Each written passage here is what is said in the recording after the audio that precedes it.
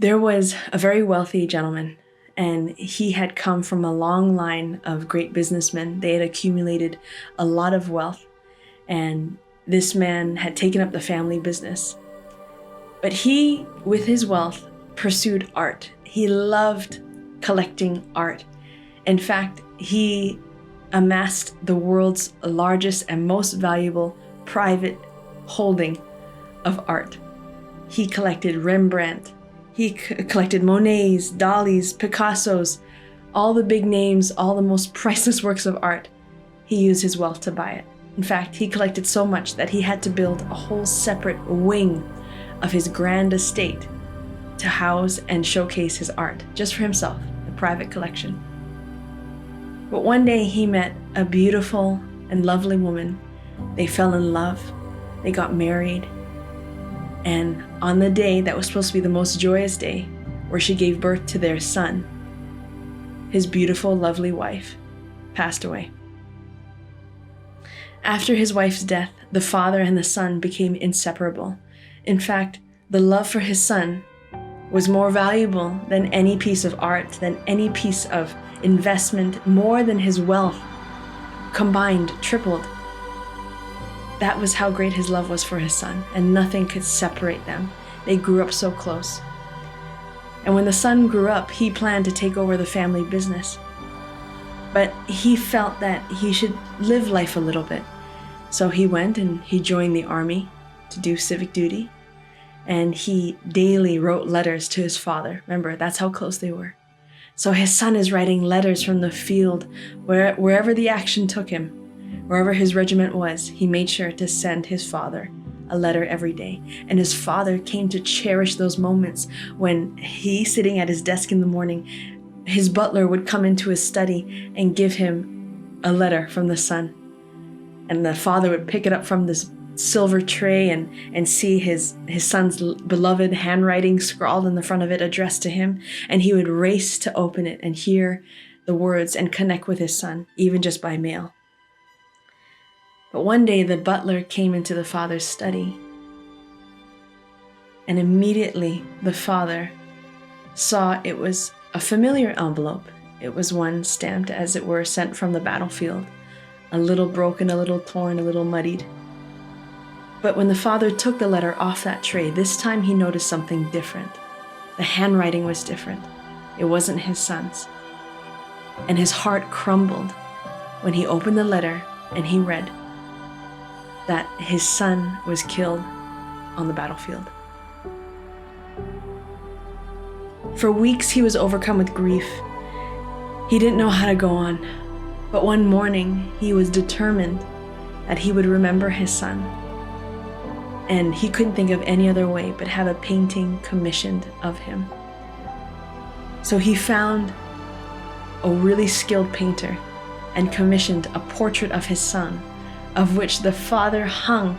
He moved all his beautiful and priceless works of art in that wing dedicated to showcasing his art. And he put his son's big portrait right in the middle. That was the focal point. That was the only piece in the father's mind to be showcased.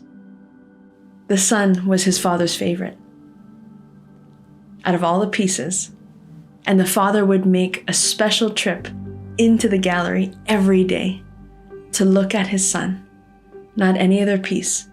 It was looking at his son that brought him joy. Tears would stream down his face as he remembered the good times they had. Eventually, the father died. And since he had no living heir, the estate had gone up for auction. All the world's most foremost collectors of art and dealers, they made it a point to come to the auction at the estate. They wanted their piece of his art collection. The auctioneer opened the auction by announcing that they would soon begin with the piece entitled The Son. The private art dealers and collectors were puzzled, looking around at each other, whispering, Who's the painter? I'm not familiar with the painter. The name of the artist was unknown. The buyers stirred restlessly, and the auctioneer began. We'll start the bidding at $1,000. Can I get $1,000? And at the back of the crowd, one hand went into the air. It was the butler's. The butler was not a wealthy man, but he wasn't there either for the Picassos or the Rembrandts or the Dalis or Monets. He had no interest in them. He only wanted the portrait of his master's son, for he had come to love the master's son as his own, and he had come to love his master. The butler said, "I'll give you 1,000. And the auctioneer continued, "Could I get 1,500? No hands went up. Can I get 1,400? The auctioneer said. Still, no hands went up. All the private art collectors and dealers and buyers were only interested in the Rembrandts, the Dalis, the Monets. Finally, the auctioneer said, "Can I get 1,100? Still, no takers. By now, the wealthy buyers had come to mumble and complain, frustrated that it wasn't moving on. And the auctioneer finally said, "Going once? Going twice? Sold." The gavel came down. The butler came forward to claim his purchase. And then, as the butler made his way to the front, the auctioneer announced, "And with this purchase, the auction comes to a close. Thank you all for attending." The wealthy collectors and buyers started to stir in a frenzy. What about the other paintings? What about the rest of the house? The auctioneer explained, "I'm sorry to disappoint you, but the father, the master of the house, gave a very specific instruction in his will regarding the sale of his estate and possessions. He required that the auction start with the portrait labeled the son, and whoever takes the son gets everything."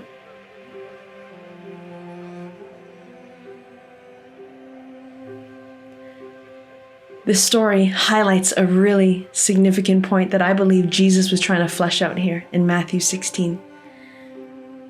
When God gave his son to us, God gave us everything. Everything from his storehouses, everything of heaven, everything of him. Relationship, security, acceptance, comfort, encouragement. When we accept Jesus Christ, we obtain everything. When you choose Jesus, as verse 19 says, you are given the keys to the kingdom of heaven.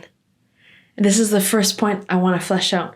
What does it mean when it says you are given keys to the kingdom of heaven? I looked at the Greek word for keys is kleis.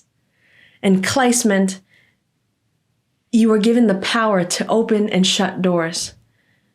Basically, it speaks to the office of the steward.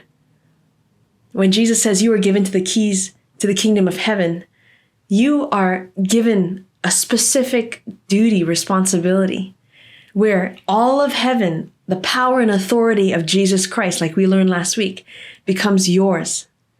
What are you going to do with it? You're now a steward managing the estate, the affairs, the will of God that he wants to do on earth. So don't get me wrong. The first point is not about shutting and opening doors physically. It's about the authority and the power that Jesus gives to you as a believer in him. And you don't just hold on to a gift, right? You use it, you open it, you incorporate it in part of your everyday life. And that's what Jesus is saying. I will give you the keys, for with the keys, the authority, the power of heaven, you can bind things on earth and see things bound spiritually. You can loose things on earth like blessings, like declarations, like saying, Lord, I want more of you, and you will be given it. Wow. That's just the tip of the iceberg, folks. That's what Jesus says. And I want to highlight something just as we wrap up point number 1. The word kingdom. And it was really interesting doing a word study on this, because the word kingdom, everywhere that it's mentioned in the Bible, it mostly refers to not a physical border of a kingdom or territory. It actually speaks to the right and authority to rule over a territory or kingdom. So you are given the keys. So basically you were given access to the right and authority to rule over with the power of the kingdom of heaven. That's incredible. Just going back to verse 17 and 18, and this is my last point. Just 2 quick points today, folks. Jesus gave Peter a new name. He called him Cephas, Peter, which means rock. And he said, on this rock, I will build my church. Don't miss what's happening in this exchange. See, Jesus is telling Peter, and it's the same truth for all of us. If you believe in my name, I myself will establish myself through you. He's saying to Peter, I name you rock, and upon the rock I'll build my church. It's this simple idea that God says, you believe in my son? I would love to work through you. In fact, I'm looking forward to it. Jesus says, if you believe in me, he himself will fill you, will equip you, will provide you with whatever task is required. And he will build his church through you. And the gates of Hades, any assignment or scheme or strategy of the kingdom of darkness of Satan shall not prevail. How does this apply to you? What's the application? Well, there really isn't a point talking about the power and about the authority of Jesus Christ if we don't have the heart to love Jesus. If we don't first learn to worship him and adore him, even if we don't receive a single thing from him. But look at God. That he's truly like his word says. When you choose him, he's already made a way for you to receive relationship with him, with his son. That there is no losing element to choosing God the Father. Not only will he be with you, but he will securely provide for you and give you the authority that his son himself wields. It makes my heart moved to think about it. How God has made every provision for relationship to the fullness. Like there is nothing that's not included in the promise of Jesus Christ. We're given peace. We're given comfort. We're given the Comforter, the Holy Spirit. Just so, I don't know, it's just overwhelming to think about. Spend time this week just asking him to draw him closer to you, to draw close to you, to show and manifest himself in wonderful and real ways to you. It could be small, it could be large.